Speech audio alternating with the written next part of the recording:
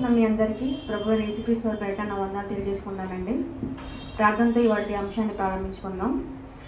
పరలోకమందున్న మా కన్న తండ్రి దేవా, ఈ సమయంలో తండ్రి మిమ్మల్ని తండ్రి అని పిలవడానికి మాకు మరో అవకాశాన్ని, భాగ్యాన్ని తండ్రి మా జీవితాల్లో మాకు ప్రసాదించినందుకు మీకు వందనాలు తండ్రి.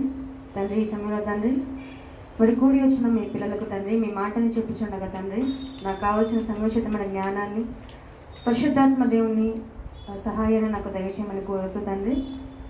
అలాగే తండ్రి ఈ మాటల్ని వింటున్న మీ బిడ్డల తండ్రి విని విడిచిపెట్టేవారుగా కాకుండా తండ్రి విన్న ప్రతి మాటను తండ్రి తమ హృదయంలో భద్రంగా దాచుకొని దాని ప్రకారంగానే మేమందరం బ్రతికేటట్లు సహాయం చేయమని కోరుతూ యేసుక్రీస్తు వారి పేరట ఈ ప్రార్థన మీకు సమర్పించుకుంటున్నాం తండ్రి.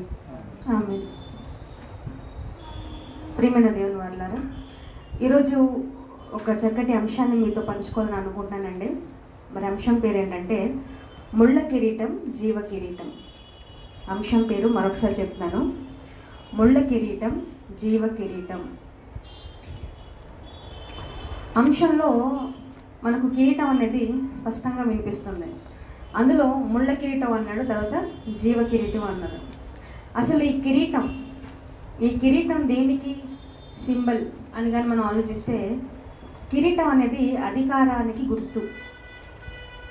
కిరీటం అనేది అధికారానికి గుర్తు. ఇప్పుడు రాజే అనుకోండి, రాజుకి ఏం పెడతారు? తన శిరస్సు మీద ఏం పెడతారు? రాజుకి కిరీటం పెడతారు. ఎందుకంటే అధికారానికి అది సూచన, అదొక సింబల్. అలాగే మిస్ వరల్డ్లో కానీ మిస్ యూనివర్సిటీలో కానీ బహుమతి గెలిచిన వారికి కిరీటం అనేది పెట్టడం జరుగుతుంది. మిస్ వరల్డ్లో గెలిచిన వాళ్ళందరికీ కిరీటం అనేది పెట్టడం జరుగుతుంది. అప్పుడు కిరీటం ఎందుకు పెట్టడం జరుగుతుంది? కిరీటం అనేది అప్పుడు వారికి బహుమానంగా ఇవ్వబడుతుంది. అర్థమవుతుందండి? కిరీటం అనేది వారికి బహుమానంగా ఇవ్వబడుతుంది. కాబట్టి ఇక్కడ మనం ఈ పాఠంలోకి వచ్చేసరికి కిరీటాన్ని మనం బహుమానంగా తీసుకోవాలి. కిరీటం అనగానే మనకు ఏం గుర్తుకు రావాలి? బహుమానం అనేది మనకు గుర్తుకు రావాలి. ఇకపోతే అసలు ఈ జీవ కిరీటం అనే మాట బైబిల్లో ఎక్కడ వ్రాయబడింది అనే విషయాన్ని మనం ముందుగా బైబిల్లో నుండి చూసుకొని పాఠంలోనికి వెళ్ళిపోతామండి. ప్రకటన గ్రంథం 2వ అధ్యాయం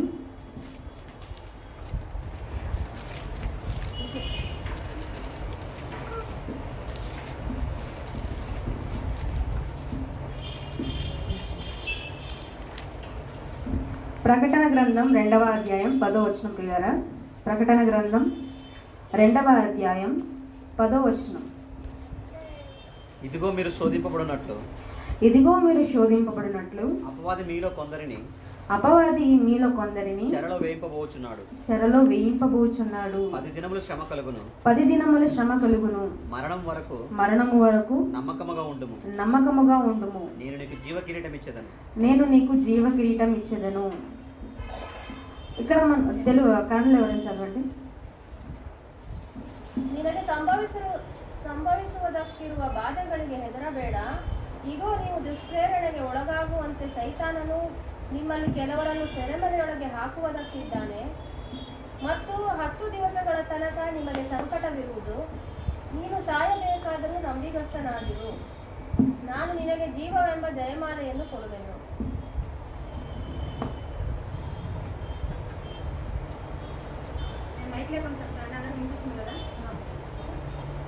ఇక్కడ మనం చూసుకున్నట్టయితే ప్రకటన గ్రంథం 2వ అధ్యాయం 10వ వచనంలో ఇదిగో మీరు శోధింపబడినట్లు అపవాది మీలో కొందరిని చెరలో వేయించబోతున్నాడు అని రాయబడింది. అందరూ మీకు అది ఉంది కదండి. ఇక్కడ మనం బాగా గమనిస్తే ఇదిగో మీరు శోధింపబడినట్టు అపవాది ఏం చేస్తాడంటే మీలో కొందరిని అన్నాడు. అపవాది ఎంతమందిని అంట? మీలో కొందరిని ఏం చేస్తాడు? చెరలో వేయించబోతున్నాడు. ఎందుకు కొందరిని అనే మాటని ప్రయోగించబడింది? ఇక్కడ కన్నడ బైబిల్ ఏముందండి? అక్కడ ఇంకోసారి చదవడం వచ్చినని అర్థమవుతుంది. ನೀವು ದುಷ್ಪ್ರೇರಣೆಗೆ ಒಳಗಾಗುವಂತೆ ಸೈತಾನನು ನಿಮ್ಮಲ್ಲಿ ಕೆಲವರನ್ನು ಸೆರೆಮನೆಯೊಳಗೆ ಹಾಕುವನಾಗಿದ್ದಾನೆ. ఇక్కడ కెలవరను అని రాయబడింది. అంటే కెలవరు అంటే కొంతమంది మాత్రమే. ఎందుకు కొంతమందిని మాత్రమే చెరసాలలో వేయిస్తాడు? దానికి కారణం ఏంటంటే యేసుక్రీస్తు వారి కోసం బ్రతికే వాళ్ళు ఎంతమంది ఉన్నారండి భూలోకంలో? కొంతమందే ఉన్నారు.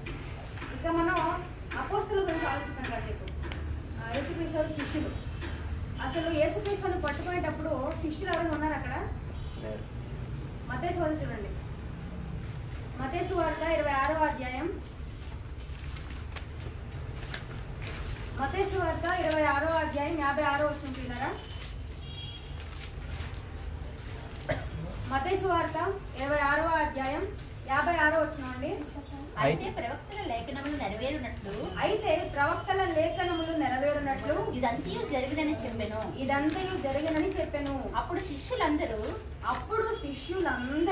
ఆయనను విడిచి పారిపోయిరి. చదవండి. ಆದರೆ ಪ್ರವಾದಿಗಳು ಬರೆದ ವಚನಗಳು ನೆರವೇರುವಂತೆ ಇದೆಲ್ಲ ಆಯಿತು ಎಂದು ಹೇಳಿದನು. ಆಗ ಶಿಷ್ಯರೆಲ್ಲರೂ ಆತನನ್ನು ಬಿಟ್ಟು ಓಡಿ ಹೋದರು. ఇక్కడ యేసుక్రీస్తు వారి బోధల్ని 3.5 సంవత్సరాలు విన్నటువంటి అపోస్తలులు అంటే శిష్యులే, ఆయన బోధల్ని విన్న శిష్యులే ఉన్నారండి. యేసుక్రీస్తు వారిని పట్టేటప్పుడు యేసుక్రీస్తు వారిని పట్టుకొని పోయే సందర్భం అండి అది. పట్టుకునేటప్పుడు శిష్యులందరూ ఉన్నారు అక్కడ? లేరు. ఏమని రాయబడిందండి? అప్పుడు శిష్యులందరూ ఆయనను విడిచి పారిపోయి. అందుకే చివరిలో ప్రకటన గ్రంథం 2:10 కొందరిని చెరసాలలో వేయించును అన్నాడు. అంటే కొంతమంది మాత్రమే ఏమవుతారు? దేవుని కోసం నిలవబడతారు. అందుకే కొంతమంది అనేది ప్రయోగించబడిందండి. మరొకసారి ప్రకటన గ్రంథం 2:10 వచ్చేయండి. ప్రకటన గ్రంథం 2:10. ఇదిగో మీరు శోధింపబడినట్లు అపవాది మీలో కొందరిని చెరలో వేయింపబోచున్నాడు. 10 దినముల శ్రమ కలుగును. మరణము వరకు నమ్మకముగా ఉండుము. నేను నీకు జీవ కిరీటం ఇచ్చేదను. చివరి మాటలో మనకు ఒకటి కనిపిస్తుందండి. ఏంటది? నేను మీకు జీవ కిరీటం ఇచ్చేదను. జీవ కిరీటం అంటే జీవాన్ని కిరీటంగా ఇస్తాడు. అంటే జీవితాన్ని ఎలాగిస్తాడు? బహుమతి. నేను ముందే చెప్పాను మీకు, బహుమానం. కిరీటం అంటే ఏం గుర్తు రావాలి? బహుమానం గుర్తు రావాలి. కాబట్టి ఇక్కడ ఏమని రాయబడింది? జీవితాన్ని ఎలాగిస్తాడట? బహుమానంగా ఇస్తాడు. అంటే జీవితాన్ని బహుమానంగా ఇస్తున్నాడంటే దాని అర్థం ఏంటి? ఇప్పుడు మన దగ్గర జీవం ఉన్నట్టా లేనట్టా? లేదు. దేవుడు ఏమన్నాడు? జీవ కిరీటాన్ని మీకు ఇచ్చేదను అన్నాడు. అంటే జీవితాన్ని బహుమతిగా మీకు ఇస్తాను అన్నాడంటే ఇప్పుడు మన దగ్గర ప్రస్తుతానికి జీవితం ఉన్నట్ట లేదంట? లేదు. అంటే ఇప్పుడు మనం బ్రతుకుతున్న జీవితం నిజమైన జీవితమా? కాదు. అందుకే అపోస్తలుడైన పౌలు గారు ఒక మాట అన్నాడు. తిమోతికి రాసిన మొదటి పత్రికలో ఉంటుందండి. తిమోతికి రాసిన మొదటి పత్రిక 6వ అధ్యాయం. 18వ వచనం. తిమోతికి రాసిన మొదటి పత్రిక 6వ అధ్యాయం 18వ వచనం. వారు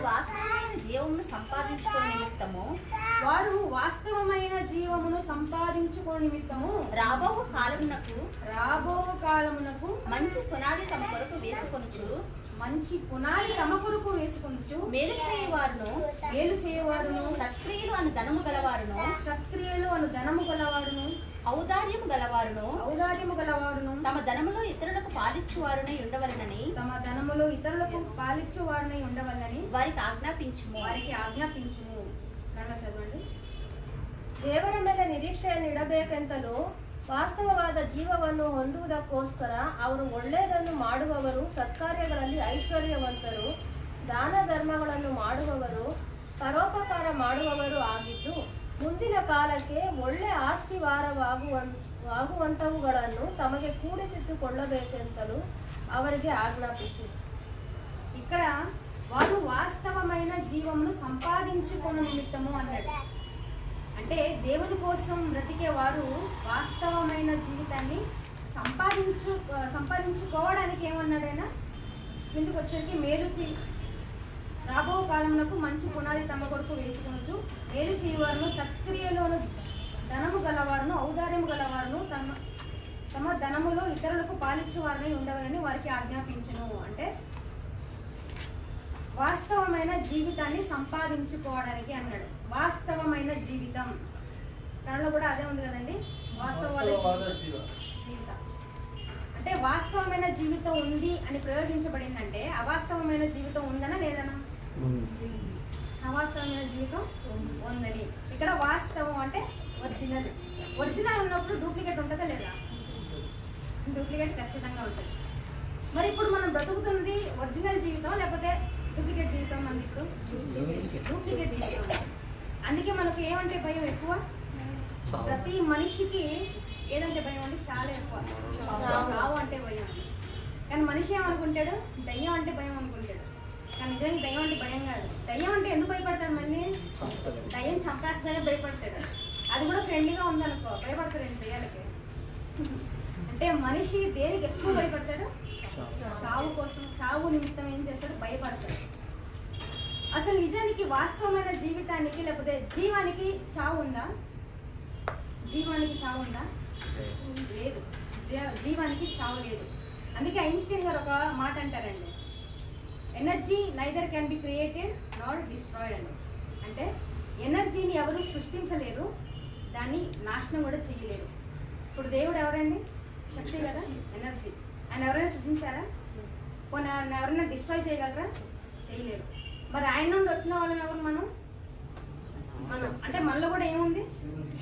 దేవుని వాళ్ళకి జీవం ఉంది, శక్తి ఉంది. మనల్ని డిస్ట్రాయ్ చేయగలరా? చేయలేరు. కానీ ఇప్పుడు మనం బ్రతుకుతున్న జీవితం ఎలాంటిది? అవాస్తవమైనది. అంటే డూప్లికేట్ జీవితం. శరీరంలో ఉన్నాం కాబట్టి అవాస్తవమైన జీవితం. శరీరం నుండి వెళ్ళిపోయాక ఎప్పుడు ఏ జీవితం స్టార్ట్ అవుతున్నప్పుడు వాస్తవమైన జీవితం స్టార్ట్ అవుతుంది. అంటే ఈ మాటను బట్టి నేనేం చెప్పాలనుకున్నానంటే ఇప్పుడు మనం అందరం బ్రతుకుతున్న జీవితం ఎలాంటిది? డూప్లికేట్, అవాస్తవమైన జీవితం. ఈ విషయం తెలియకుండా మనిషి పొద్దున్న లేచినప్పటి నుండి సాయంత్రం పడుకునేంత వరకు ఎవరి కోసం కష్టపడుతున్నాడు, దేనికోసం కష్టపడుతున్నాడు అని మనం ఆలోచిస్తే దేనికోసం అంటే కష్టపడుతున్నాడు మనిషి? డూప్లికేట్ జీవితం కోసమే. ఎవరిని అడిగినా పొద్దున లేవగానే బిజీగా వెళ్ళిపోతారు, మరి సాయంత్రం ఎప్పుడో వస్తారు ఇంటికి. దేనికి? డబ్బులు సంపాదించుకోవడానికి. డబ్బులు సంపాదించుకోవాలి, లేకపోతే షికారుల కోసం. దేనికి ఎంజాయ్మెంట్? అది దేనికి ఎంజాయ్మెంట్ ఇస్తుంది? శరీరానికి మాత్రమే ఎంజాయ్మెంట్ అండి. ఆత్మను అభివృద్ధి పరుచుకునేటువంటి కార్యాలు మనిషి చేస్తున్నాడా? చెయ్యట్లేదు. ఆదివారం ఒక్క పూట ఆరాధనకి రమ్మంటే ఎంతమంది వస్తారు? కనీసం నెలకు ఒక్కరోజు అబ్సెంట్ అయిన వాళ్ళు కూడా ఉన్నారు. అంటే ప్రతి వారం రావాల్సిన వాళ్ళు కంపల్సరీగా ఏదో ఒక నెలలో ఒక వారం అబ్సెంట్ అయిపోతారు. ఎందుకు? దానికి కారణం ఏముంటుంది? ఇగో ఈ అవాస్తవమైన జీవితాన్ని సుఖపరుచుకోవడానికి మనిషి ఏమైపోతున్నాడు? దూరం అయిపోతున్నాడండి మనిషి. ఇలా మనిషి ఎందుకు ఇలా అయిపోతున్నాడంటే అతనికి వాస్తవమైన జీవితం అంటే ఏంటో తెలియదు కాబట్టి అవాస్తవమైన జీవితానికి ఎక్కువ ఇంపార్టెన్స్ అనేది ఇస్తున్నాడు. అందుకే సొలొమోన్ గారు ఈ జీవితం గురించి మరొక చక్కటి మాట అన్నారండి. ఒకసారి చూసుకుందాం అన్నమాట. ప్రసంగి గ్రంథం 6వ అధ్యాయం 12వ వచనం తీయరా? ప్రసంగి గ్రంథం 6వ అధ్యాయం 12వ వచనం అండి. నీడవలే తమ దినములన్నీ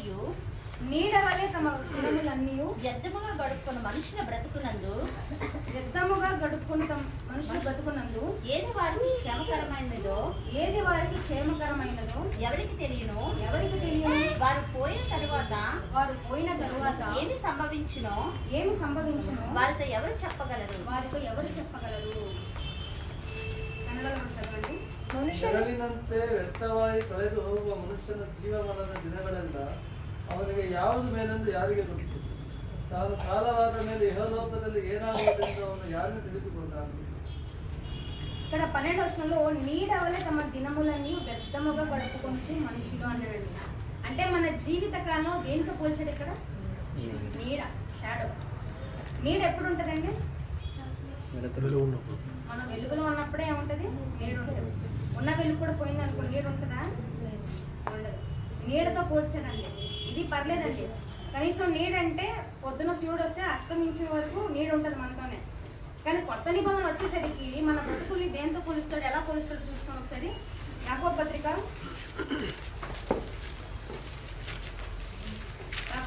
4వ అధ్యాయం 14వ వచనం. యాకోబు పత్రిక 4వ అధ్యాయం 14వ వచనం. రేపేమి సంభవించునో మీకు తెలియదు. రేపేమి సంభవించునో మీకు తెలియదు. మీ జీవం ఏ పాటిది. మీ జీవం ఏ పాటిది. మీరు కొంతసేపు కనబడి అంతలో మాయమైపోవు ఆవిరి వంటి వారే. అంతలో మాయమైపోవు ఆవిరి వంటి వారే. యాకోబు పత్రిక 4వ అధ్యాయం 14వ వచనం తీయరా. ನಿಮ್ಮ ಜೀವಮಾನವು ಎಂಥದ್ದು. ನೀವು ಸ್ವಲ್ಪ ಹೊತ್ತು ಕಾಣಿಸಿಕೊಂಡು ಆಮೇಲೆ ಕಾಣದೆ ಹೋಗುವ ಹವೆಯಂತಿರುತ್ತೀರಿ. ಆದುದರಿಂದ ನೀವು ಅಂತ ಮಾತನ್ನು ಬಿಟ್ಟು ದೇವರ ಚಿತ್ತವಾದರೆ ನಾವು ಬದುಕಿ ಕೆಲಸವನ್ನಾಗಲಿ ಆಟಂಬರನ್ನಾಗಲಿ ಮಾಡಬೇಕು. అంటే ఇక్కడ కొత్త నిబంధనలో ఏమని రాయబడిందండి? జీవితం ఏ పాటిది, ఈ మనిషిని లేకపోతే ఈ నరుని ఆయుష్కాలం ఏ పాటిది అని లెక్కేస్తే ఎంత ఉందంట? కొంతసేపు కనబడి అంతలో మాయమైపోవు. దేంతో పోల్చండి? ఆవిరి వంటి వాడే. ఆవిరి అంటే వేపర్, వాటర్ వేపర్ అంటారు కదా. ఆవిరి వంటి వాడే. మనకేమో ఇప్పుడు విజిల్ అయింది అనుకోండి, కుక్కర్ విజిల్ అయింది అంటే దాని నుండి ఏమొస్తుంది? వేపర్ వచ్చేస్తుంది బయటికి. అదన్నా కనిపిస్తుందా మనకు? విజిల్ కొడుతున్నప్పుడు మాత్రం కనిపిస్తుంది, తర్వాత మాయమైపోతుందా? కనిపించదు, మాయమైపోతుంది. అంటే అలాంటి ఆవిరితో ఎవరి జీవితాన్ని పోల్చాడైనా? మనిషి జీవితాన్ని పోల్చాడు. ఇన్ని మాటలు ఎందుకు చెప్తానంటే ఈ జీవితం అనేది అవాస్తవమైనది కాబట్టి. అందుకే పౌలు గారు ఇంకో చక్కటి మాట అంటాడండి, అది కూడా చూసుకుందాం. కొరింథీయులకు రాసిన మొదటి పత్రిక 7వ అధ్యాయం. కొరింథీయులకు రాసిన మొదటి పత్రిక 7వ అధ్యాయం 31వ వచనం తీయరా. ఈ లోకము అనుభవించువారు. కొరింథీయులకు రాసిన పత్రిక మొదటి కొరింథీ పత్రిక 7వ అధ్యాయం 31వ వచనం. ఈ లోకము అనుభవించువారు అమితముగా అనుభవింపునట్టును ఉండవలెను. ఎలయనగా ఈ లోకపు నటన గతించుచున్నది. కన్నడ చదవండి. ಲೋಕವನ್ನು ಅನುಭೋಗಿಸುವವರು ಅದನ್ನು ಪರಿಪೂರ್ಣವಾಗಿ ಅನುಭೋಗಿಸದವರಂತೆಯೂ ಇರಬೇಕು. ಯಾಕಂದರೆ ಈ ಪ್ರಪಂಚದ ತೋರಿಕೆಯು ಗತಿಸಿ ಹೋಗುತ್ತದೆ. ఇక్కడ ఏమన్నాడండి? ఈ లోకపు నటన అన్నాడు. నటన అనే పదం ఉందండి బైబిల్లో. నటన అంటే ఏంటి? యాక్టింగ్. ఈ లోకం అనేది ఎలా ఉందంట? డ్రామా. అంతా యాక్టింగ్ అనమాట, పెద్ద యాక్టింగ్. సీరియల్స్ని చూసి మనం పొంగిపోతాం, ఏ యాక్టింగ్లో బాబు అనుకోండి. మూవీని చూసి హీరోని ఫ్యాన్ అయిపోతాం అతను చేసే యాక్టింగ్కి. కానీ ఆకన్నా పెద్ద యాక్టింగ్లో ఎవరు చేస్తారు? మొత్తం ఎవరు చేస్తారు? మనమే. తల్లిదండ్రుల పాత్రలో ఒకరు ఉంటారు, పిల్లల పాత్రలో ఒకరు ఉంటారు. అందరూ ఏం చేస్తున్నారు? యాక్టింగ్ చేస్తున్నారు, కానీ అది మనకు తెలియట్లేదు అంతే. అందుకేమన్నాడు ఇక్కడ పౌలు గారు? ఈ లోకపు నటన గతిస్తుంది అంటే చెరిగిపోతుంది. కాబట్టి ఇన్ని మాటల్ని బట్టి మీకు కూడా అర్థం కావాలి. ఏంటది? ఇన్ని మాటలు చూపించాను కదా, ఇన్ని మాటలు బట్టి మీకేం అర్థమైంది? ఈ జీవితం అనేది శాశ్వతమా అశాశ్వతమా? అశాశ్వతమైనది. కాబట్టి ఏమన్నాడు దేవుడు? ఈ జీవితం అశాశ్వతమైనది కాబట్టే ఏమన్నాడు దేవుడు? నీకు జీవితాన్ని అంటే ఒరిజినల్ జీవితాన్ని నీకు ఎలాగిస్తాను? బహుమతిగా ఇస్తాను అన్నాడు. మరి ఆ ఒరిజినల్ జీవితం మనందరికీ కావాలా వద్దా? అందరికీ కావాలి. మరి కావాలంటే ఏం చేయాలి? ఇది కావాలంటే ఏం చేయాలా అది కూడా వ్రాయించాలి. మళ్ళీ ప్రకటన గ్రంథానికి వచ్చేయండి. ప్రకటన గ్రంథం 2వ అధ్యాయం 10వ వచనం. ప్రకటన గ్రంథం 2వ అధ్యాయం 10వ వచనం. ఇదిగో మీరు శోధింపబడినట్లు అపవాది మీలో కొందరిని చెరలో వేయింపబోచున్నాడు. కొందరిని చెరలో వేయించబోతున్నాడు. 10 దినముల శ్రమ కలుగును.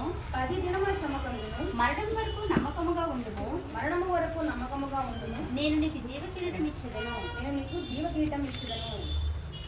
కళ్ళు కూడా చదవండి ఇంకోసారి. ನಿನಗೆ ಸಂಭವಿಸುವುದಕ್ಕಿರುವ ಬಾಧೆಗಳಿಗೆ ಹೆದರಬೇಡ. ಇಗೋ ನೀವು ದುಷ್ಪ್ರೇರಣೆಗೆ ಒಳಗಾಗುವಂತೆ ಸೈತಾನನು ನಿಮ್ಮಲ್ಲಿ ಕೆಲವರನ್ನು ಸೆರೆಮನೆಯೊಳಗೆ ಹಾಕುವುದಕ್ಕಿದ್ದಾನೆ ಮತ್ತು 10 ದಿವಸಗಳ ತನಕ ನಿಮಗೆ ಸಂಕಟವಿರುವುದು. ನೀನು ಸಾಯಬೇಕಾದರೂ ನಂಬಿಗಸ್ತನಾಗಿರು. ನಾನು ನಿನಗೆ ಜೀವವೆಂಬ ಜಯಮಾಲೆಯನ್ನು ಕೊಡುವೆನು.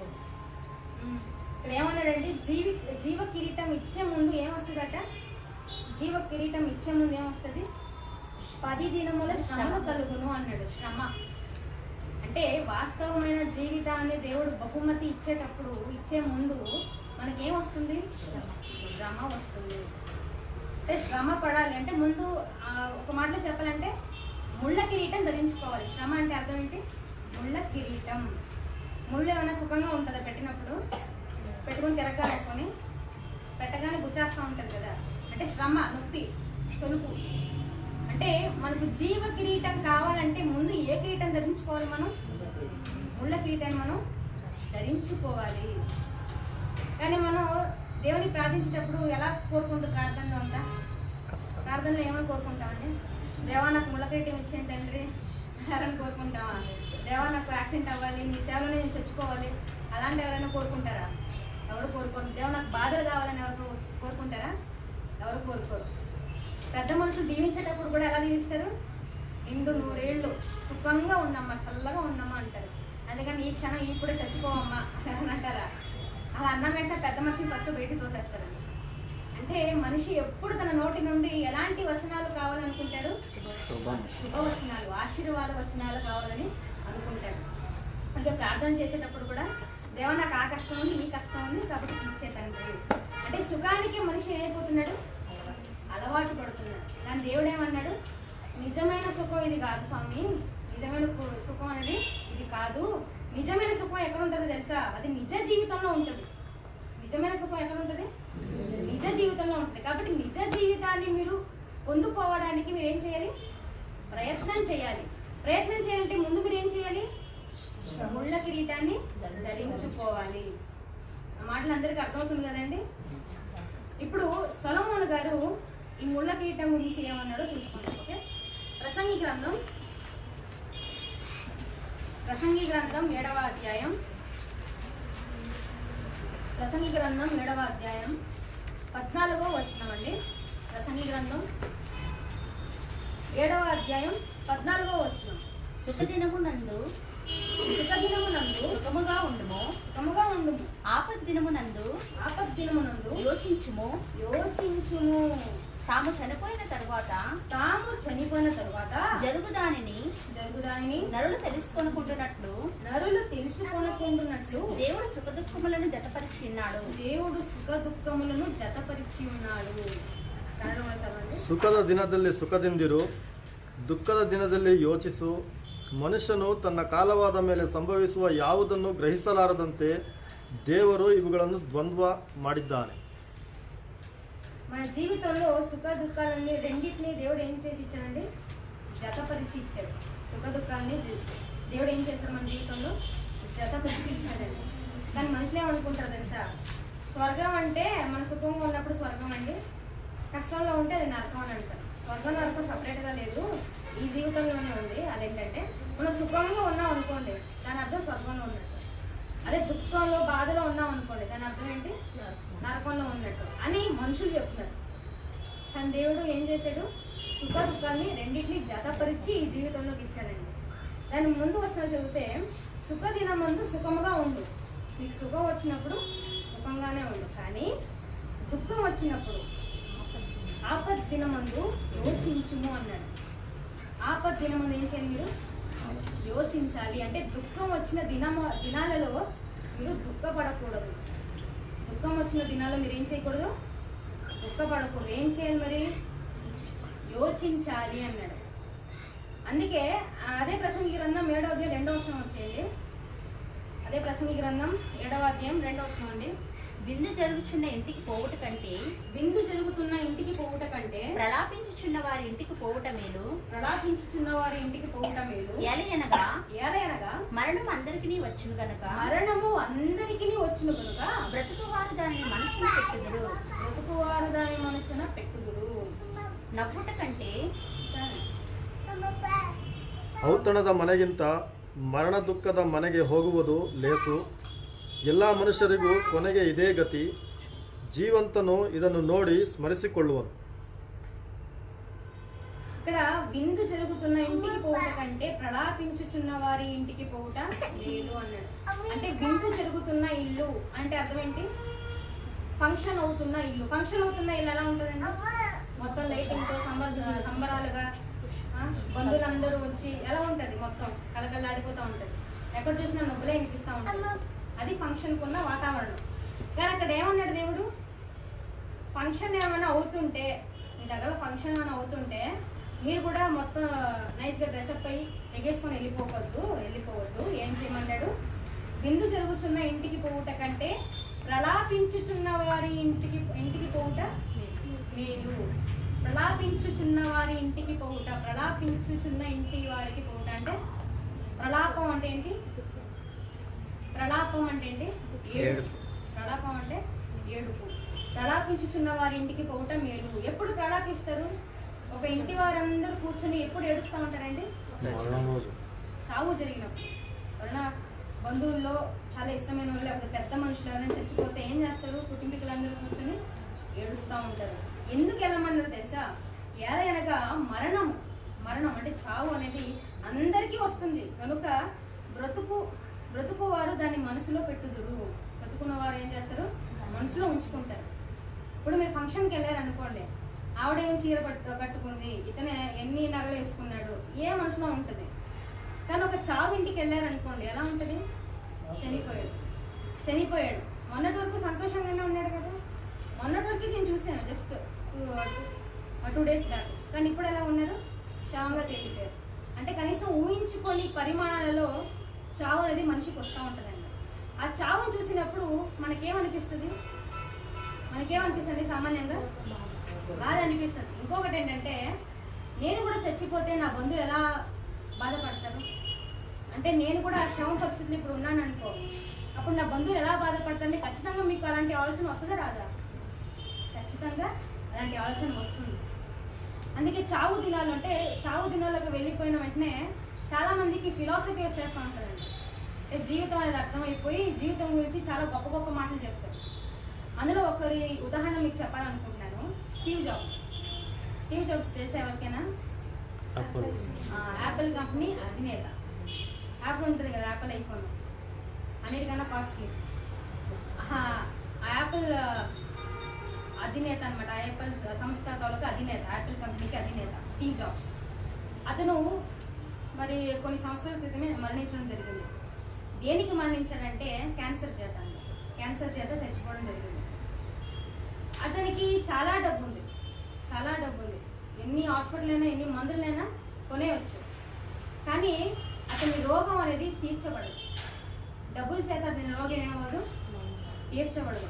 అప్పుడు తన మరణ ఆశల్లో ఉన్నప్పుడు, అంటే మరణ అంచుల్లో ఉన్నప్పుడు, బెడ్ మీద ఉన్నప్పుడు, అంటే ఇంకొన్ని రోజుల్లో నేను మరణించబోతున్నాను అని డాక్టర్స్ వచ్చి చెప్పినప్పుడు అతను ఆలోచించడం మొదలెట్టాడు.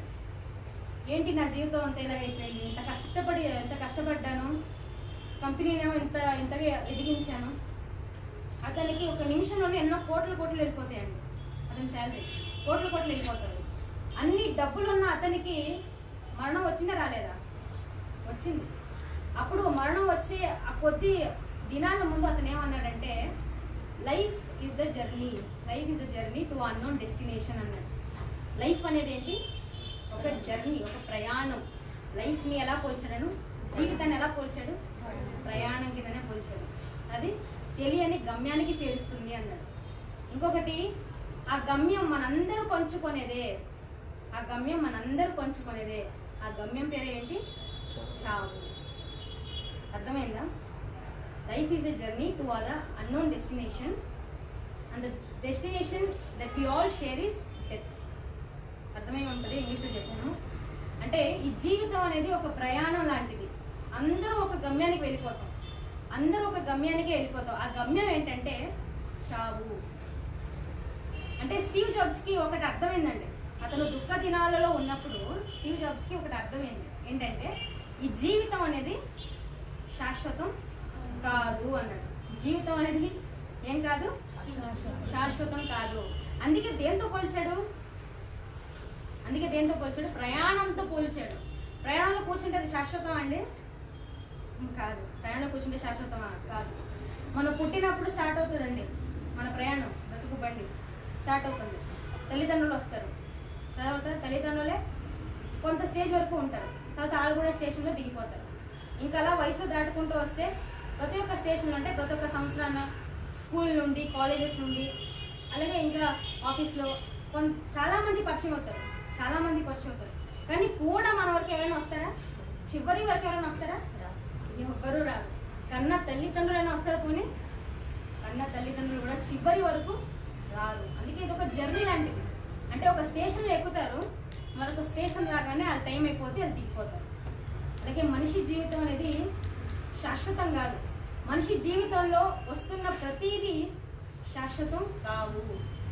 మనిషి జీవితంలో చూస్తున్న మనుషుల్ని వాళ్ళు ఎవరు ఏం కాదండి, శాశ్వతం కాదు, అన్ని అవాస్తవమైనదే అన్నారు. ఇది ఎందుకు చెప్పానంటే, స్టీవ్ జాబ్స్కి లైఫ్ అనేది ఒక జర్నీ అని ఎప్పుడు తోచింది అతనికి?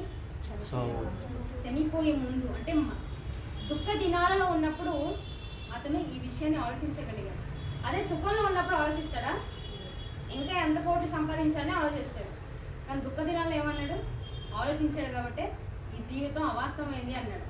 జీవితం అవాస్తవమైనది, ఇది ఒక జర్నీ అని కనుగొన్నాడు. కానీ నిజమైన జీవితం అంటే ఏంటో కనుగొనలేకపోయాడు. కనుగొనక ముందు ఏం చేశాడు? మరణించడం జరిగింది. ఇకపోతే మరికొన్ని వచనాలు కూడా మనం చూసుకుందాం. యోబు గ్రంథం 33వ అధ్యాయం 19వ వచనం.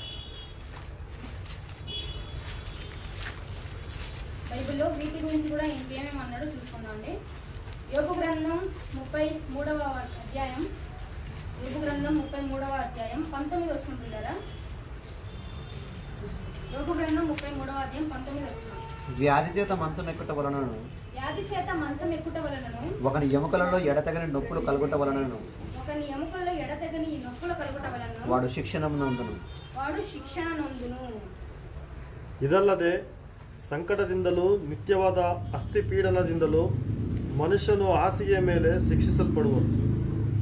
ఇక్కడ తెలుగు బైబిల్లో అంటే, ఒకడు ఎముకలలో ఎడతెగని నొప్పులు కలుగుట వలన వాడు శిక్షణ నొందును అన్నాడు. శిక్షణ నొందును. ఇక్కడ నొప్పి వల్ల ఏం నొందుతాడు? నొప్పి వల్ల ఏం నొందుతాడు? శిక్షణ. శిక్షణ అంటే ఏంటి? శిక్షణ అంటే ఏంటంటే ట్రైనింగ్. కానీ చాలా మంది శిక్ష అనుకుంటారు. శిక్ష అంటే పనిష్మెంట్ అంటే. శిక్ష అంటే పనిష్మెంట్. శిక్ష కాదు. ఏంటి అన్నాడు? శిక్షణ, ట్రైనింగ్ అన్నాడు. ఇది మీకు అర్థం కావడానికి, పలానా వ్యక్తి డ్రైవింగ్ శిక్షణ పొందుతున్నాడండి, అప్పుడు డ్రైవింగ్ శిక్షణకు వెళ్ళాడండి అన్నారు అనుకోండి. మీరు అక్కడ ఏమని అర్థం చేసుకోవాలి? డ్రైవింగ్ అంటే కారు నడపడం ఎలాగో శిక్షణ పొందడానికి వెళ్ళాడు అనుకోవాలి. అంతేగాని స్టీరింగ్ ద్వారా బాధేస్తున్నారు, గేర్తో కొట్టేస్తున్నారు, అది కాదు. శిక్షణ అంటే ఏంటి? ట్రైనింగ్. ఇక్కడ దేని వల్ల మనం శిక్షణ పొందుతామంట అంటే, ఈ ముళ్ళ కిరీటం మనం ఎందుకు ధరించుకోవాలి? జీవ కిరీటానికి ముందు, జీవ కిరీటాన్ని మనకు దేవుడు ఇచ్చే ముందు మనం ఏం ధరించుకోవాలన్నాడు? ముళ్ళ కిరీటం ధరించుకోమన్నాడు కదా. అసలు ముళ్ళ కిరీటాన్ని ఎందుకు ధరించుకోవాలి? అది ఏమి ఇస్తుంది మనకు? ఎందుకు ధరించుకోవాలి అంటే ఏమన్నాడు అక్కడ? నొప్పి చేత మనకి ఏమొస్తుందంటే అండి, శిక్షణ కలుగుతుంది. నొప్పి వలన అంటే బాధ వల్ల మనం ఏం పొందుతాం? ట్రైన్ అవుతాం, మనం శిక్షణ పొందుతాం. ఇంతకీ ఎవరు శిక్షణ ఇస్తారు అక్కడ? ఎవరు శిక్షణ ఇస్తారు? ఎవరే శిక్షణ ఇచ్చేదండి. అదే హెబ్రీయులకు రాసిన పత్రికలో ఉంటుంది. హెబ్రీయులకు రాసిన పత్రిక 12వ అధ్యాయం 7వ వచనం. ఫిబ్రవరికి రాసిన పత్రిక 12వ అధ్యాయం 7 నుండి 10 వచనములు అండి. శిక్షాఫలం పొందుటకై. ఫిబ్రవరికి రాసిన పత్రిక 12వ అధ్యాయం 7 నుండి 10 వచనములు అండి. శిక్షాఫలము పొందుటకై మీరు సహించుచున్నారు. దేవుడు కుమారునుగా మిమ్మల్ని చూచుచున్నాడు. తండ్రి శిక్షించని కుమారుడెవడు? కుమారులైన వారందరూ శిక్షలో పాలు పొందుచున్నారు. మీరు పొందని ఎడల దుర్బీజులే గాని కుమారులు కారు. మరియు శరీర సంబంధులైన తల్లిదండ్రులు మనకు శిక్షకులై ఉండిరి. వారి యందు భయభక్తులు కలిగి ఉంటిమి. అట్లయితే ఆత్మలకు తండ్రి అయిన వానికి మరి ఎక్కువగా లోబడి బ్రతకవలను కదా. వారు కొన్ని దినముల మట్టుకు తమకిష్టం వచ్చినట్టు మనల్ని శిక్షించిరి గాని మనము తన పరిశుద్ధతలో పాలు పొందవలనని మన మేలు కొరకే ఆయన శిక్షించుచున్నాడు. ನೀವು ಶಿಕ್ಷಿತರಾಗುವುದಕ್ಕಾಗಿಯೇ ನಿಮಗೆ ಶಿಕ್ಷೆಯಾಗುತ್ತದೆಂದು ತಿಳಿದು ಅದನ್ನು ಸಹಿಸಿಕೊಳ್ಳಿರಿ. ದೇವರು ನಿಮ್ಮನ್ನು ಮಕ್ಕಳೆಂದು ನಡೆಸುತ್ತಾನೆ. ತಂದೆಯಿಂದ ಶಿಕ್ಷೆ ಹೊಂದದ ಮಗನಲ್ಲಿ ಮಕ್ಕಳೆಲ್ಲರೂ ಹೊಂದುವ ಶಿಕ್ಷೆಯು ನಿಮಗೆ ಉಂಟಾಗದಿದ್ದರೆ ನೀವು ಆದರದಿಂದ ಹುಟ್ಟಿದವರೇ ಹೊರತು ಪುತ್ರರಲ್ಲ. ಇದು ಮಾತ್ರವಲ್ಲದೆ ನಮ್ಮನ್ನು ಶಿಕ್ಷಿಸಿದಂಥ ಶರೀರ ಸಂಬಂಧವಾದ ತಂದೆಗಳನ್ನು ಸನ್ಮಾನಿಸಿದ್ದೇವಷ್ಟೇ. ನಮ್ಮ ಆತ್ಮಗಳಿಗೆ ತಂದೆಯಾಗಿರುವ ಆತನಿಗೆ ನಾವು ಇನ್ನೂ ಹೆಚ್ಚಾಗಿ ಒಳಪಟ್ಟು ಜೀವಿಸಬೇಕಲ್ಲವೇ? ಆ ತಂದೆಗಳು ಕೆಲವು ದಿವಸಗಳ ಪ್ರಯೋಜನವನ್ನು ಲಕ್ಷ್ಯಕ್ಕೆ ತೆಗೆದುಕೊಂಡು ತಮ್ಮ ಮನಸ್ಸಿಗೆ ತೋರಿದಂತೆ ನಮ್ಮನ್ನು ಶಿಕ್ಷಿಸಿದರು. ಆತನಾದರೂ ನಾವು ತನ್ನ ಪರಿಶುದ್ಧತೆಯಲ್ಲಿ ಪಾಲುಗಾರರಾಗಬೇಕೆಂದು ನಮ್ಮ ಹಿತಕ್ಕಾಗಿಯೇ ಶಿಕ್ಷಿಸುತ್ತಾನೆ. ఇక్కడ 10వ వచనంలో అండి అద్భుతమైన మాట అండి. వారు అంటే శరీర సంబంధమైనటువంటి తల్లిదండ్రులు కొన్ని దినముల మట్టుకే తమకు ఇష్టం వచ్చినట్లు మనం శిక్షించిరి, కానీ మనము పరిశుద్ధతలో పాలు పొందువలెనని మన మేలు కొరకు, మన దేని కొరకు అంట, మన మేలు కొరకు ఆయన శిక్షించుచున్నాడు. ఎవరు శిక్షిస్తున్నారు? దేవుడే శిక్షిస్తున్నాడు. ఇప్పుడు దేవుడు మనకు ఆయన పనిలో మనకు శ్రమ వస్తుందంటే దాని అర్థం ఏంటి? మన మేలు కొరకే ఏం చేస్తున్నాడైనా శిక్షిస్తున్నాడు, శిక్షణను ఇస్తున్నాడని అర్థం. ఒక చిన్న సందర్భం చెప్పాలనుకుంటున్నానండి. ఇప్పుడు దేవునికి మనం అందరం అంటే ఇష్టము కదా? ఎంత ఇష్టం? చాలా అపారమైన ఇష్టం. ఎంత ఇష్టం అంటే తన అద్వితీయ కుమారుని కూడా మనకి ఇవ్వడానికి వెనకాడలేదండి. అంత ఇష్టం, అంత ఇష్టం. ఎవరంటే? మనం అంటే ఇష్టం. అలాంటప్పుడు మనం అంటే అంత ఇష్టమైనప్పుడు దేవుడు ఎందుకు మనల్ని ఇంత దూరంగా ఉంచాడు? అంటే ఆయన పరలోకంలో, మనం ఎందుకు భూలోకంలో ఉన్నాం? ఎప్పుడైనా ఆలోచించారా? దేవుడికి మనం అంటే చాలా ఇష్టం కదండి. దేవునికి మనం అంటే చాలా ఇష్టం. కానీ ఆయన ఎందుకు పరలోకంలో ఉన్నాడు, మనల్ని ఎందుకు భూమి మీద ఉంచాడు? చాలా దూరం కదా భూలోకానికి పరలోకానికి. ఎందుకు ఇంత దూరం ఉంచాడు దేవుడు? ఇది అర్థం కావాలంటే ఇప్పుడు మనతో ఉన్నారండి, తల్లిదండ్రులు కాసేపు అనుకున్నాం. తల్లిదండ్రులు మీతో ఉన్నారు, కొంతకాలం వరకే ఉంటారు. వాళ్ళు ఉన్నంత వరకు మీకు వారి విలువ తెలుస్తుందా తెలీదా? తెలుస్తుందా? తెలీదు. ఎప్పుడు తెలుస్తుంది వారి విలువ? వారు దూరమైనప్పుడే వారి విలువ తెలుస్తుంది. అలాగే దేవుని విలువ మనకు తెలియాలంటే మనం ఏమవ్వాలి? దూరం అవ్వాలి. దేవుని విలువ తెలియాలంటే మనం ఏమవ్వాలి? దూరం అవ్వాలి. అందుకే దేవుడు ఏం చేశాడు? నా విలువ తెలుసుకోవడానికి ఆయన ఏం చేశాడు? మనకి దూరం చేశాడండి. తర్వాత భూమి మీద ఉండి ఆయన విలువ తెలిసామనుకోండి, భూమి మీద ఉండి ఆయన విలువ తెలుసుకున్నాడు అన్నాడు అనుకోండి, అప్పుడు ఏం చేస్తాడైనా? ఆయనే వచ్చేస్తాడు. ఆయన తర్వాత ఎవరు వస్తారు? నేనును నా తండ్రియు పరిశుద్ధాత్మ దేవుడు మీలోనే ఉండుము అంటాడు యోహాను సువార్తలో. అంటే దేవునికి ఒకసారి మీరు తెలుసుకున్నాక, దేవుడి నుంచి మీరు తెలుసుకున్నాక, ఆయన కోసం బ్రతకడం మీరు మొదలెట్టాక ఆయన ఎప్పటికీ మీకు దూరంగా ఆయన ఉండడు, అస్సలు వదిలిసి ఉండడు. ఆయన అంటే మీలోనే ఉండిపోతారంట. ఎవరు ఉంటారంట? దేవుడు, పరిశుద్ధాత్మ దేవుడు, అలాగే యేసుక్రీస్తు, ముగ్గురు వచ్చేస్తాను మీలో. నేను ఎందుకు చెప్పానంటే దేవుడు మన మేలు కొరకే, మన జీవితంలో కష్టమే కానీ, నష్టమే కానీ, సుఖమే కానీ ఏదొచ్చినా దాన్ని ఎప్పుడు మనం పాజిటివ్ రీతిగానే మనం దాన్ని స్వీకరించాలి. జీవితంలో ఏదొచ్చినా మనం దాన్ని స్వీకరించాలి. ఎందుకంటే ఏది వచ్చినా దేవుని అనుమతి లేనిదే ఏది రాదు. అవునా కదా? దేవుని అనుమతి లేనిదే ఏది రాదు. దేవుడు ఒకటి ఇస్తున్నాడంటే దాని అర్థం ఏంటి? మన మేలు కొరకే అని ఆలోచించే ఇచ్చేది. తల్లిదండ్రులు ఇప్పుడు చిన్నప్పుడు అండి హోంవర్క్ చేయలేదు అనుకోండి, హోంవర్క్ చేయకుండా వెళ్ళామనుకోండి, బడిలో టీచర్ ఏం చేస్తుంది? లాగబెట్టి ఒకటి దంచేసి పంపిస్తుంది, అంతే కదా? ఇంటికి వచ్చి కూడా మనం హోంవర్క్ చేయకుండా అలా ఉన్నాం అనుకోండి, ఇంకా తల్లిదండ్రులు ఏం చేస్తారు? వాళ్ళు మామూలుగా ఉతకరు, ఇంకా వీపు వాసుకోవాలి, అలా ఉతికేస్తారు. ఎందుకు ఉతుకుతున్నారు అనిపిస్తుంది అప్పుడు చిన్నపిల్లలకి. వీళ్ళు నా అంటే ఇష్టం లేదు అందుకే కొడుతున్నారు, ఇలాగా గుడ్డును కూడా ఇలా బాగుతున్నారు, ఇలా బాగుతున్నారు అని పసిపిల్లడు అనుకుంటాడు. కానీ తల్లిదండ్రులు ఎందుకు శిక్షిస్తున్న వారికి? ఒక సన్మార్గంలో అతన్ని నడిపించడానికి. అంటే ఇప్పుడు తల్లిదండ్రులు మనల్ని శిక్షిస్తున్నారంటే అది ఎవరి మేలు కోసం శిక్షిస్తున్నారు? మన మేలు కొరకే శిక్షిస్తున్నారు. అలాగే దేవుడు ఎవరు? మనకు దేవుడు ఏమవుతాడు? తండ్రి అవుతాడు. తండ్రి కూడా ఇప్పుడు మనకు శిక్షణ ఇస్తున్నాడంటే, ఆ శిక్షణలో మనకు శ్రమలు వస్తున్నాయంటే ఎవరి మేలు కొరకు ఇస్తున్నాడైనా? మన మేలు కొరకే ఇస్తున్నాడు. అందరికీ ఇక్కడ వరకు పాఠం అర్థమైంది కదండి? అర్థమైంది కదా? ఓకే, మరికొన్ని వచనాలు కూడా మనం చూసుకుందాం. విలాప వాక్యాలు రండి. విలాప వాక్యములు, లామెంటేషన్స్. విలాప వాక్యములు 3వ అధ్యాయం. బ్రహ్మాండమైన మాట అండి ఇది, చాలా బాగుంటుంది. విలాప వాక్యములు 3వ అధ్యాయం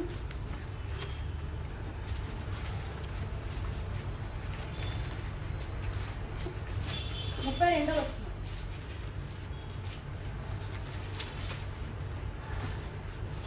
ఆయన బాధ పెట్టినను విలాప వాక్యములు 3వ అధ్యాయం 32వ వచనం. ఆయన బాధ పెట్టినను తన కృపా సమృద్ధిని బట్టి జాలిపడును. హృదయపూర్వకంగా. ఇదండి మంచి మాట. ఎలా ఏముందండి ఇక్కడ?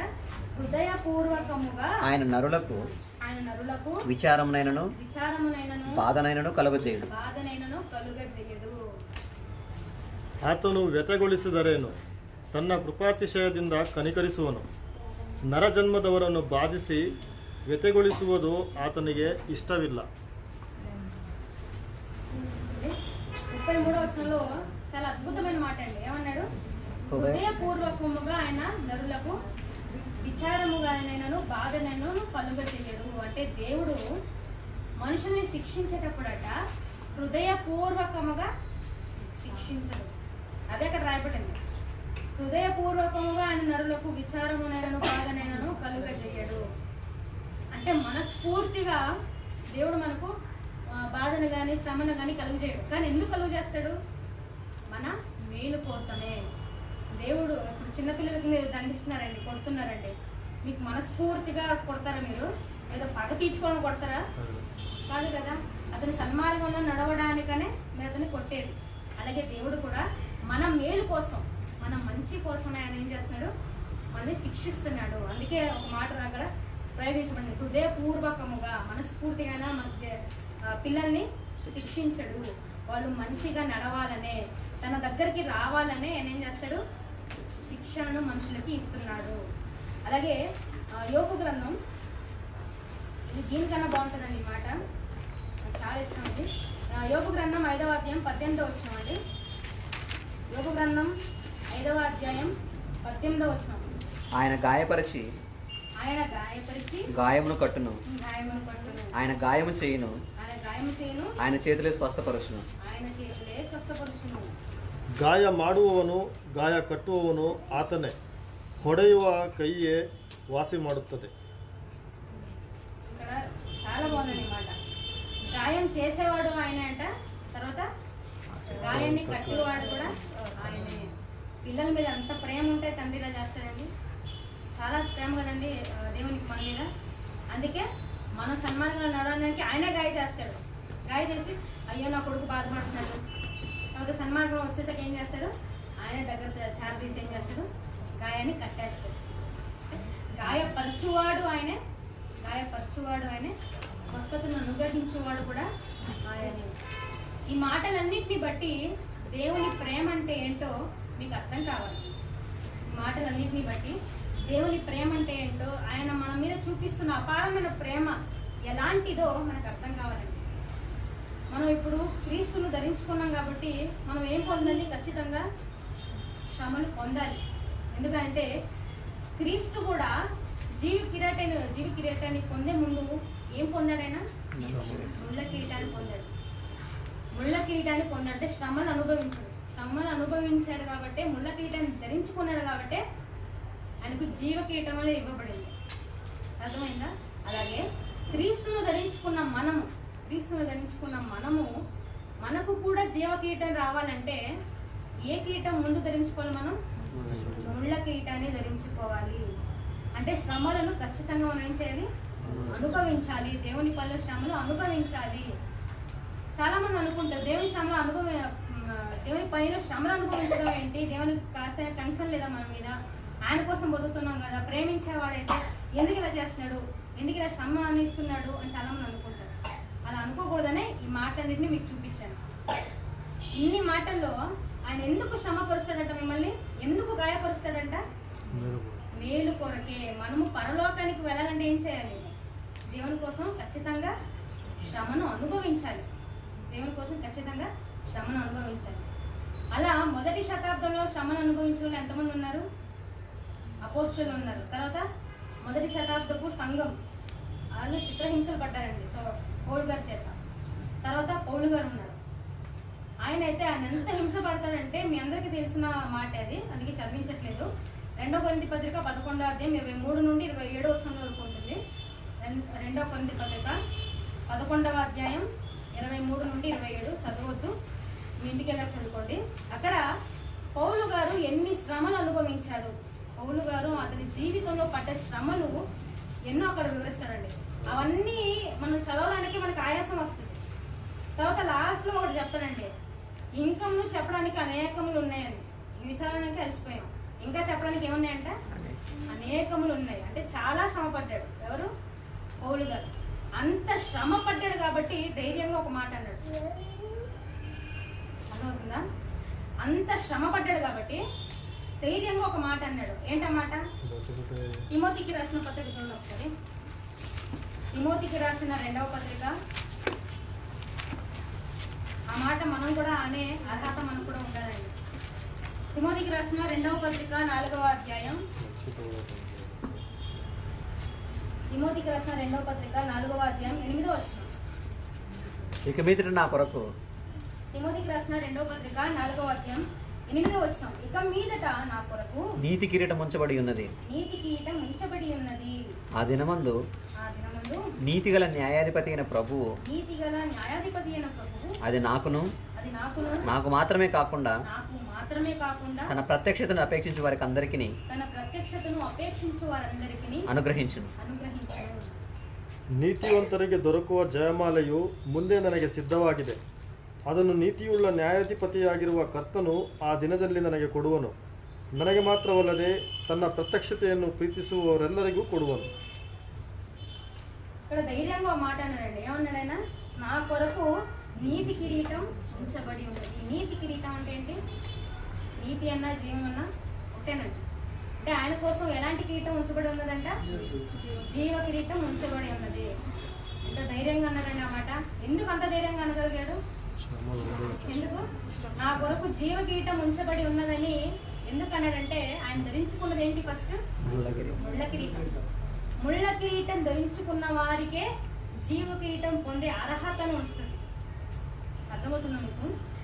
జీవ కిరీటాన్ని పొందాలంటే దానికి కావాల్సిన అర్హత మీరు ముందుగా ముళ్ళ కిరీటాన్ని ధరించుకొని ఉండాలి.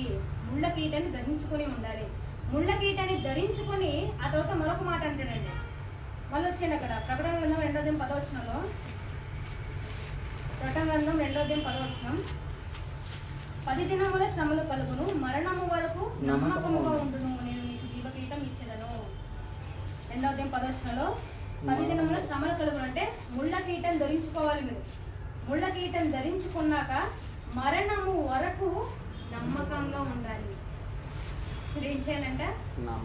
ముళ్ళ కిరీటం ధరించుకోవడమే కాదు, ముళ్ళ కిరీటం ధరించుకొని మీరు ఏం చేయాలి? మీ మరణం వరకు అంటే మీరు ఆఖరి శ్వాస వరకు మీరు ఏం చేయాలి? నమ్మకంగా ఉండాలి. దేవుని యందు మీరు నమ్మకంగా ఉండాలి. అప్పుడే మీకేమి ఇవ్వబడుతుంది? జీవ కిరీటం. మరణం అంటే ముళ్ళ కిరీటాన్ని ధరించుకున్న మీరు మరణము వరకు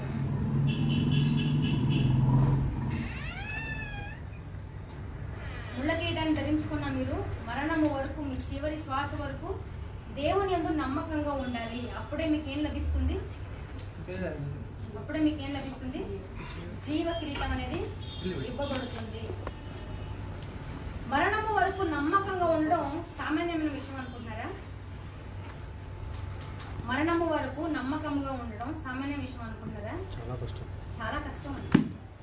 అందుకే పౌలు గారు మరొక మాటను ప్రయోగించారు. అదే తిమోతికి రాసిన పత్రిక 2వ తిమోతి పత్రిక. తిమోతికి రాసిన 2వ పత్రిక 4వ అధ్యాయం 7వ వచనం చదవండి. తిమోతికి రాసిన 2వ పత్రిక 4వ అధ్యాయం 7వ వచనం. మంచి పోరాటం పోరాడి తిని నా పరుగు కడముట్టించి తిని విశ్వాసమును కాపాడుకొంటిని. ಶ್ರೇಷ್ಠ ಹೋರಾಟವನ್ನು ಮಾಡಿದ್ದೇನೆ, ನನ್ನ ಓಟವನ್ನು ಕಡೆಗಾಣಿಸಿದ್ದೇನೆ, ಕ್ರಿಸ್ತ ನಂಬಿಕೆಯನ್ನು ಕಾಪಾಡಿಕೊಂಡಿದ್ದೇನೆ. ఇక్కడ పౌలు గారు ఏం చేశారంట? మంచి పోరాటము పోరాడి తిని నా పొరుగు కడముట్టించి తిని విశ్వాసం ఏం చేసుకున్నాడైనా కాపాడుకున్నాడు. అంటే విశ్వాసాన్ని కాపాడుకోవడానికి పౌలు గారు అక్కడ ఏం చేయవలసి వచ్చింది? మంచి పోరాటం చేయవలసి వచ్చిందంట. పోరాటం అంటే యుద్ధం, ఫైట్. అంటే విశ్వాసాన్ని కాపాడుకోవడానికి మనం ఏం చేయాలి? పోరాటం చేయాలి. ఎవరితో చేయాలి? పక్కన ఉంటానా? ఎవరితో చేయాలి పోరాటం?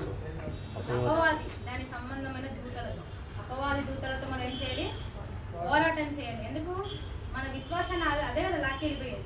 ఇదిగో ఇలాంటి లోకాషన్లన్నీ చూపించేసి అది ఏం చేస్తుంది? మన విశ్వాసాన్ని లాక్కోవడానికి ప్రయత్నిస్తుంది. అప్పుడు మనం ఏం చేయాలి? శరీరంలో ఉన్నాం కాబట్టి మనం ఏం చేయాలి? పోరాటం చేయాలి. పోరాటం చేసి ఆశా నిగ్రహం కలిగిన వారమే పోరాటం చేసి ఏం చేయాలి? మన విశ్వాసాన్ని కాపాడుకోవాలి. ఆ విశ్వాసాన్ని కాపాడుకోవాలి. మరణం వరకు ఏం చేయాలి? నమ్మకంగా ఉండాలండి. మరణం వరకు నమ్మకంగా ఉండాలి. ఇది ఎందుకు నేను అంతగా స్ట్రెస్ చేసి చెప్తానంటే అండి, మరణం వరకు నమ్మకంగా ఉండాలి. మరణం వరకు మీరు నమ్మకంగా లేకపోతే మీకు పరలోకం రావడం నిజంగా డౌట్. దానికి బెస్ట్ ఎగ్జాంపుల్ అంటే బాప్తిస్మిచ్చి యోహాన్ గారు, తెలుసు కదా? బాప్తిస్మిచ్చి యోహాన్ గారు ఆయన స్టార్టింగ్ నుండి నమ్మకంగానే ఉన్నాడు. యేసుక్రీస్తుని నమ్మారు. కానీ చెరసాలలో వేయించబడినప్పుడు మాత్రం అపనమ్మకం వచ్చేస్తుంది.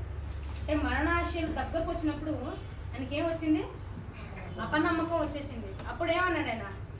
అతని శిష్యులు పంపించాడు. ఎవరి దానికి? యేసుక్రీస్తు గారికి పంపించి, రాబోవాడు నువ్వేనా లేకపోతే ఎవరి కోసం అయినా వెయిట్ చేయాలా అని ఒక మాటను చెప్తాడు అక్కడ. ఎవరు? బాప్తిస్మిచ్చి యోహాన్ గారు. అంటే ఆయన స్టార్టింగ్ నుండి బాగానే ఉన్నాడు. కానీ మరణం వచ్చేసరికి ఏం చేశాడు? మరణం వరకు నమ్మకంగా ఉండగలిగాడా? ఉండలేకపోయాడు. అర్థమవుతుందా మీకు? ఉండలేకపోయాడు. అదొక్క మాట, రాబోచున్నవాడు నువ్వేనా లేకపోతే ఇంకెవరి కోసమైనా వెయిట్ చేయాలని ఒక్క మాట అన్నందుకే అతని స్థానం పరలోకంలో ఏమైపోయింది? అల్పుల స్థానం కాదండి, అల్పుల స్థానం కాదు, అల్పుల కన్నా అల్పుల స్థానం. అంటే లీస్ట్ అల్పులుగా ఉన్నవారు ఇతని కన్నా గొప్పవారు. అంటే లాస్ట్లో ఉన్నవారు కూడా ఇతని కన్నా గొప్పవారు. అంటే ఈ లాస్ట్లో ఉన్నవారి కన్నా లీస్ట్ అయిపోయాడు. అర్థమైపోయిందా? అంటే పరలోకంలో స్థానాలు ఉంటాయండి. ఆ స్థానాల్లో ఒక చిన్న మాట, అది మరణ రోజులు దగ్గరకు వచ్చినప్పుడు ఒక చిన్న మాట అనడం వల్ల అతని ఏమైపోయింది? పొజిషన్, స్థానం ఏమైపోయింది? చివరికి వెళ్ళిపోయిందండి. చివరికి వెళ్ళిపోయింది. అది ఇంకా కొత్త నిబంధన కంప్లీట్ అవ్వలేదు అప్పటికి. అది ఇంకా పాత నిబంధన కాలం కాబట్టి అతను కనీసం స్థానమైనా దొరికింది. మనం ఇప్పుడు మనకేమవుతుంది? పరలోకమే ఇవ్వడు దేవుడు. ఇప్పుడు సంపూర్ణ జ్ఞానం వచ్చింది కదా, అప్పుడు అసంపూర్ణమైన జ్ఞానం ఇంకా వస్తూ ఉంది. అది చూసి చూడని కాలం అన్నాడు. చూసి చూడకుండా ఉన్నాడు ఆ కాలంలో అన్నాడు. కాబట్టి బాప్తిస్మిచ్చి యోహాన్ గారికి ఒక అవకాశం ఇచ్చాడు దేవుడు. కానీ ఇప్పుడు సంపూర్ణమైన జ్ఞానం ఎవరి దగ్గర ఉంది? ఇప్పుడు మనందరి దగ్గర సంపూర్ణమైన జ్ఞానం ఉంది. ఇప్పుడు మనం అనుమానిస్తే మన పరిస్థితి ఏంటి? పరలోకం వస్తుంది ఏంటి? ఎప్పుడు దేవుడు. అందుకే ఏమన్నాడు? స్ట్రెస్ చేసి ఎందుకు చెప్తున్నాను? మరణము వరకు మీరు ఎలా ఉండాలి? నమ్మకంగా ఉండాలి. నమ్మకంగా ఉండాలి. దేవుని ఎందుకు భయభక్తులు కలిగి ఉండాలి. అందుకే మీ విశ్వాసాన్ని మీరు ఏం చేయాలన్నాడు? కాపాడుకోవడానికి మంచి పోరాటం చేయాలి. మంచి పోరాటం చేయాలి. మంచి పోరాటం చేయాలంటే మనకేం రావాలి? ఫస్ట్ బైబిల్ రావాలి. ఇప్పుడు ఏది మంచి ఏది చెడు ఏది చెప్తుందని మనకు బైబిలే కదా. బైబిల్ తెలియకుండా అసలు పోరాటం చేయాలా చేయొద్దా అని మనకు ఎలా తెలుస్తుంది? కాబట్టి మీరు ఏం చేయాలి? ఫస్ట్ వాక్యాన్ని మీరు ఏం చేయాలి? బాగా నేర్చుకోవాలి. శ్రద్ధగా వినాలి, శ్రద్ధగా నేర్చుకోవాలి. నేను చెప్పినంత వరకు చెప్పేసి తర్వాత ఏదో బుర్రలో ఉంచుకొని పొద్దునకెళ్ళా నిన్న మీటింగ్ అయిందా అన్నట్టు అనుకోడు. అర్థమవుతుందా? చెప్పిన ప్రతి మాట జాగ్రత్తగా మనసులో ఉంచుకొని మీరు నైట్ పడుకునే ముందు ధ్యానం చేయండి, ఆలోచించండి. ఏమన్నాడు దేవుడు? దివారాత్రములు ఏం చేయమన్నాడు? దేవుని వాక్యాన్ని ధ్యానించమన్నాడు, చదవమనలేదు. బాగా గమనించండి. దివారాత్రములు దేవుడు వాక్యాన్ని చదవమనలేదు, ధ్యానించమన్నాడు. ధ్యానించాలంటే చదవాలి. కానీ దివారాత్రంలో ఏం చేయాలి? మీరు ధ్యానించాలి. చదివిన దాన్ని దివారాత్రంలో మీరు ధ్యానించాలి. ధ్యానిస్తేనే, పరిశీలిస్తేనే మీకు వాక్యం అనేది అర్థమవుతుంది. నా మాట అర్థమవుతున్నాయి కదండి మీ అందరికీ? కాబట్టి ఇంతలో నేను ఎందుకు చెప్పుకొచ్చానంటే మనకు జీవ కీటం కావాలంటే ముందున ఏ కీటం ధరించుకోవాలి? ముళ్ళ కీటం ధరించుకోవాలి. ముళ్ళ కీటం ధరించుకున్న తర్వాత ఎలా ఉండాలి?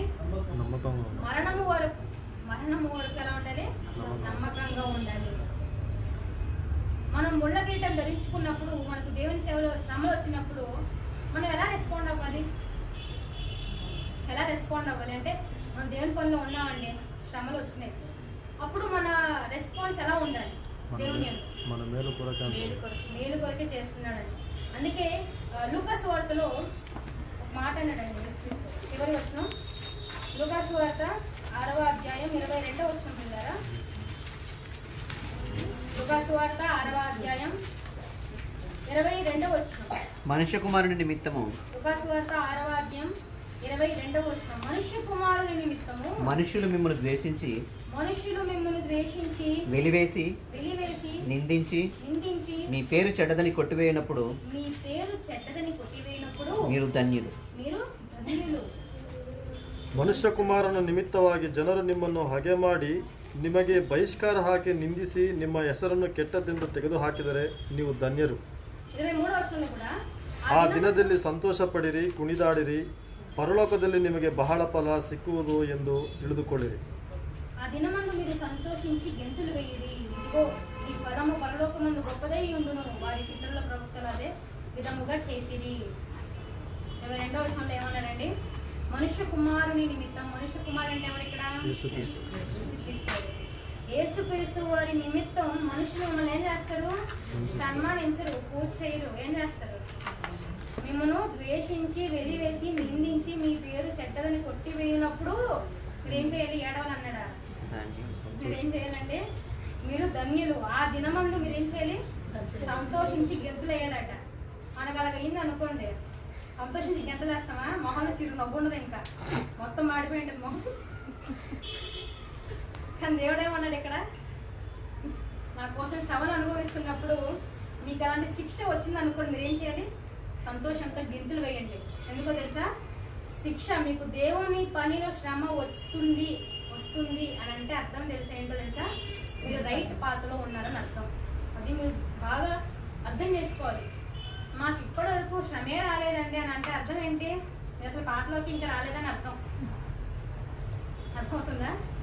దేవుని పనిలో మనకు ఎప్పుడు శ్రమలు వస్తాయో అప్పుడే మనకు అర్థం కావాలి. ఆహా, ఓకే, నేను ముళ్ళ కిరీటాన్ని ధరించుకున్నాను. దేవుడు నాకేం చేస్తున్నాడు? శిక్షణ ఇస్తున్నాడు, ట్రైనింగ్ ఇస్తున్నాడు. ట్రైనింగ్ ఎక్కడికి? పరలోకానికి ట్రైనింగ్. అదే అర్హత. ముళ్ళ కిరీటాన్ని ధరించుకున్న వారికి అర్హత ఉంటుంది జీవ కిరీటాన్ని పొందుకోవడానికి. కాబట్టి ఆ ముళ్ళ కిరీటం అలాగే జీవ కిరీటం అనే ఈ పాఠంతో మీ అందరికీ నేను చెప్పాలనుకున్న ముఖ్యమైనటువంటి సంగతి ఏంటంటే, జీవ కిరీటం అంటే జీవితాన్ని బహుమతి ఇచ్చేది ఎవరో కాదు, దేవుడే ఇచ్చేది బహుమతి. ఇది అవాస్తవమైన జీవితం.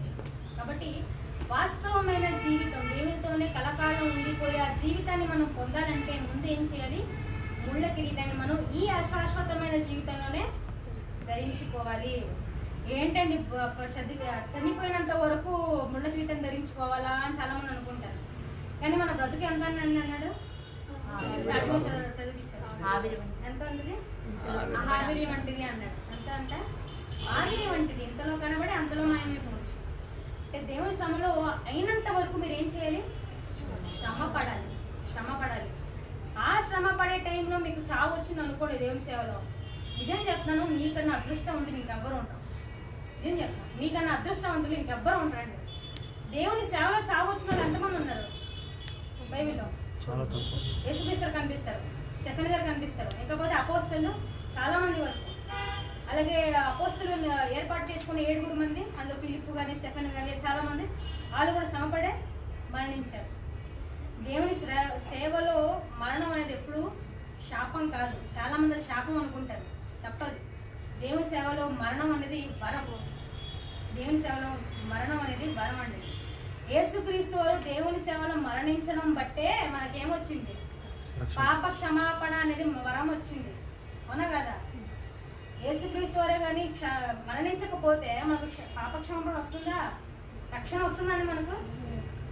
కాబట్టి యేసుక్రీస్తు వారి చావు దేవుని సేవలో ఎలా ఉంది? మనకు వరంగా ఉంది. అలాగే మీరు దేవుని పనిలో ఉన్నప్పుడు మీకు చావు వచ్చింది అనుకోండి, మీ అంత అదృష్టవంతులు నిజంగా ఎవరు ఉండరండి. దేవుడు ఖచ్చితంగా మీతోనే తోడున్నారని అర్థం. అలాగే దేవుని పనిలో అంత శ్రమలు మీరు అనుభవించాలంటే ముందు ఏం చేయాలి? వాక్యం నేర్చుకోవాలి. వాక్యం నేర్చుకున్నాక సైలెంట్గా ఉండడం కాదు, ఏం చేయాలి? నలుగురికి చెప్పాలి. అప్పుడే శ్రమలు అనేవి రావడం జరుగుతుంది. అందరికీ పాఠం అర్థమైంది కదండి? అర్థమైంది అందరికీ? ఓకే. జీవ కిరీటాన్ని ధరించుకొని ముందు ఏం చేయాలి? మనం ముళ్ళ కిరీటాన్ని ధరించుకోవాలి. ముళ్ళ కిరీటాన్ని ధరించుకొని తర్వాత ఏం చేయాలి? మరణము వరకు నమ్మకంగా ఉండాలి. మరణం వరకు నమ్మకంగా ఉన్న వారికే జీవ కిరీటం అనేది ఇవ్వబడుతుంది. కాబట్టి పాఠం అందరికీ అర్థమైందని భావిస్తున్నాను. ఓకే, ప్రార్థన చేసుకుందాం. ప్రార్థనతో ముగించేసుకుందాం. పరలోకమందున మా కన్న తండ్రి దేవ, మరొకసారి మా జీవిత కాలంలో ఆశీర్వాదాలు తండ్రి, మిమ్మల్ని తండ్రిని పిలవడానికి మనకు భాగ్యాన్ని అవకాశాన్ని మాకు ప్రసాదించినందుకు మీకు వందనాలు తండ్రి దేవ. ఈ సమయంలో మరి కూడేసిన మీ బిడ్డలకు తండ్రి మీ మాటలు చెప్పాను తండ్రి. విన్న ప్రతి మాటను తండ్రి మరి అపవాది ఎత్తుకెళ్ళిపోకుండా తండ్రి విన్న మాటని మీరు భద్రంగా దాచుకొని తండ్రి మీకోసం తండ్రి 100 అంతులుగా 60 అంతులుగా 30 అంతులుగా 100 అంతులు ఫలించేటట్లు సహాయం చేయండి. అలాగే తండ్రి ఇంతటి మహాజ్ఞానానికి వారసులు చేసిన మీ ఆత్మీయ కుమారుడు జయశాలి గారికి మంచి ఆయుష్ను ఆరోగ్యాన్ని ప్రసాదించమని కోరుతున్నాము తండ్రి. అలాగే తండ్రి మా అందరి తరఫున ఒక వినంతి తండ్రి, మీకు మా మరణం ఎప్పుడు వస్తుందో మాకు తెలియదు తండ్రి, కానీ తండ్రి మీ సేవలో మా మరణం రావాలని మేమందరం మనస్ఫూర్తిగా కోరుతున్నాం తండ్రి. మీ సేవలోనే మా మరణం రావాలని ఆ వరాన్ని మా అందరికీ దయతో ప్రసాదించమని అడుక్కొంచు. మరి యేసుక్రీస్తు వారి పేరట ఈ ప్రార్థన మీకు సమర్పించుకుంటున్నాం తండ్రి.